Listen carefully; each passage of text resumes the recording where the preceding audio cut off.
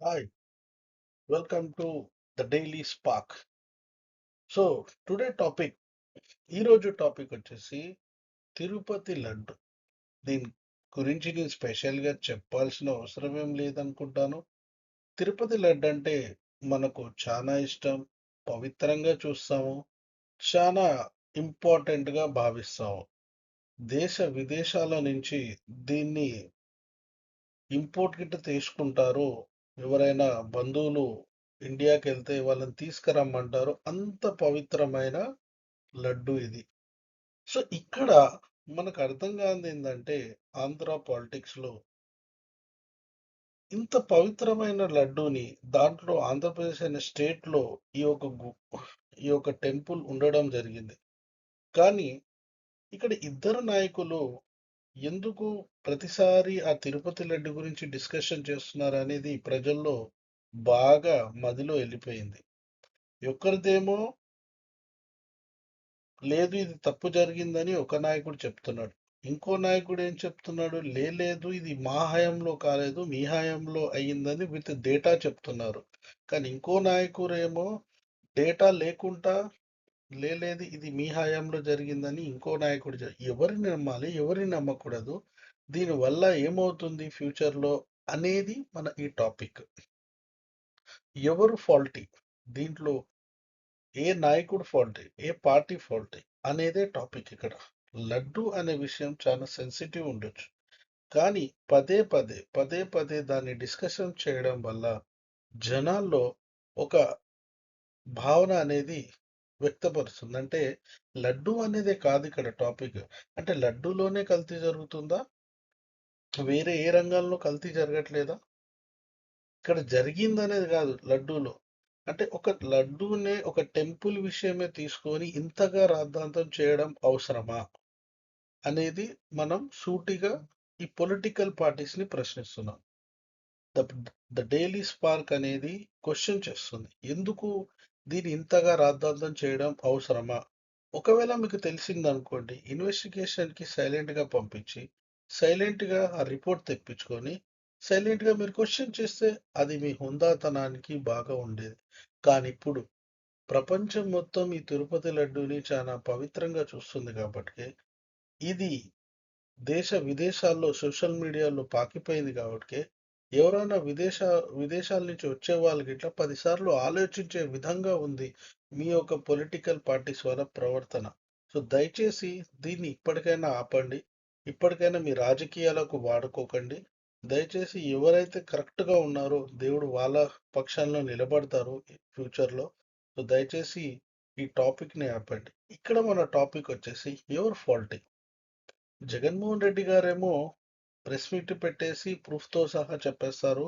ఈ ఇందాపూర్ అనే డైరీ ఎవరైతే ఘీ సప్లై చేసిందో అది హెరిటేజ్‌కి ప్లాంట్ అని.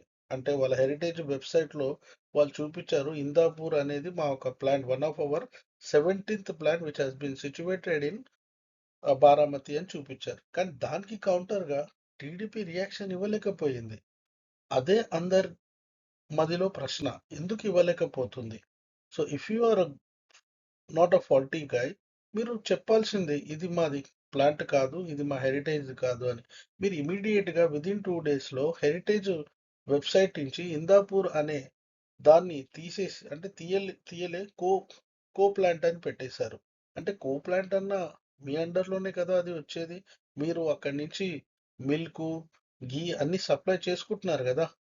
సో, ఎందుకు ఎవరు తప్పు చేసినట్టు ఇక్కడ? సో, దయచేసి ఇక్కడ జనాల మనోభావాలతోని ఆడుకోకండి. మీ రాజకీయం, మీ పార్టీ విధంగా మీరు చేసుకోండి. కానీ ఇక్కడ ఏదో తీసుకొచ్చి ఎవరినో హిందువులను దూరం చేద్దాని, ఒక పార్టీని హిందూ నుంచి దూరం చేయొచ్చు అంటే జనాలు పిచ్చోళ్ళు కాదు.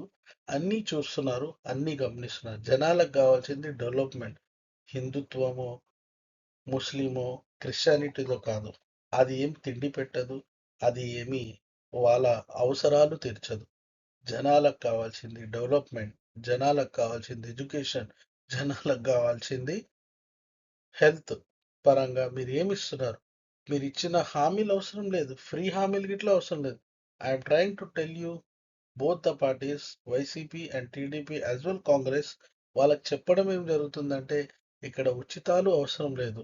మీరు ఫ్యూచర్ పిల్లలకు ఏం చేయగలుగుతారు, వాళ్ళ ఎడ్యుకేషన్ పరంగా ఎలా మీరు చేయగలుగుతారు, సొసైటీ పరంగా మీరు ఎలా డెవలప్మెంట్ చేయగలుగుతారు, అది మాకు కావాలి. మాకు అమరావతి లాంటి సిటీస్ అవసరం లేదు, లేకుంటే వేరే ఏం అవసరం లేదు. ఇవాళ డైలీ నీడ్స్ ఏమి ఎలా చేయగలుగుతారు, మీరు ఎంప్లాయ్మెంట్ ఎలా క్రియేట్ చేయగలుగుతారు, మీరు హెల్త్ని ఎలా కంట్రోల్ చేయగలుగుతారు, ఇలాంటివి కదా. ఈ లడ్డు మాకు ఏం సంబంధం లేదు. అంటే జనాలకు పెద్ద ఒరిగేది లేదు దీనిపైన. లడ్డూ పైన మీరు ఎంతో రాద్ధాంతం చేసినా అది సిబిఐ చూసుకుంటే అది చేసుకుంటుంది. అది దాని మీద పెద్ద ఖర్చు లేదు. అది గిట్ట జనాల డబ్బులతోనే సిబిఐ విచారణ అవుతుంది, అన్నీ అవుతుంది, జనాలకే చిల్లు పడుతుంది. సో దయచేసి ఈ ఆటలు బంద్ చేయండి. మీకు ప్రజలు ఎందుకు ఎన్నుకున్నారో మిమ్మల్ని దాని గురించి పనిచేయండి. ఏమ్మా ఇక్కడ అన్ని డబ్బా లడ్డు లడ్డు లడ్డు గురించే అవుతుంది. వెంకటేశ్వర స్వామికి ఇట్లా అంతగా ఆలోచించకుండొచ్చు లడ్డు గురించి. అంతగా మనం ఈ 2 months లో ఆలోచించడం జరిగింది జనాలు. సో దయచేసి డెవలప్మెంట్ గురించి ఆలోచించండి. జగన్ గారు ఇప్పుడు ప్రూఫ్తో సహా పెట్టారు. సిబిఐ సిట్లో గిట్లా తేలింది లడ్డూలో ఏమీ లేదని. సో దయచేసి ఇఫ్ యు ఆర్ ఏదో తప్పుగా మేము అనుకున్నాము, ఉందేమో అనుకున్నాము, మాకు రిపోర్ట్ అలా వచ్చింది, ఓకే లెట్ ఇట్ బి, అది క్లోజ్ చేసేయండి. మళ్ళా అది అసెంబ్లీలోకి పోయి మళ్ళా వాళ్ళ వెంకటేశ్వర స్వామి బొమ్మ పట్టుకొని మీరు చెప్పులతో లేరు, మేము చెప్పులతో ఉన్నాం. ఇవన్నీ ఇదేంటంటే అన్మెచ్యూర్డ్ పొలిటీషియన్స్ బిహేవ్ చేసినట్టు ఒక ఆంధ్ర రాష్ట్రంలో జరుగుతుంది. సో దయచేసి దాన్ని క్లోజ్ చేయండి. అది చాలా హుందాగా ఉంటుంది, అందరికీ ప్రజలన్నీ గమనిస్తున్నారు. Thank you for watching the daily spark.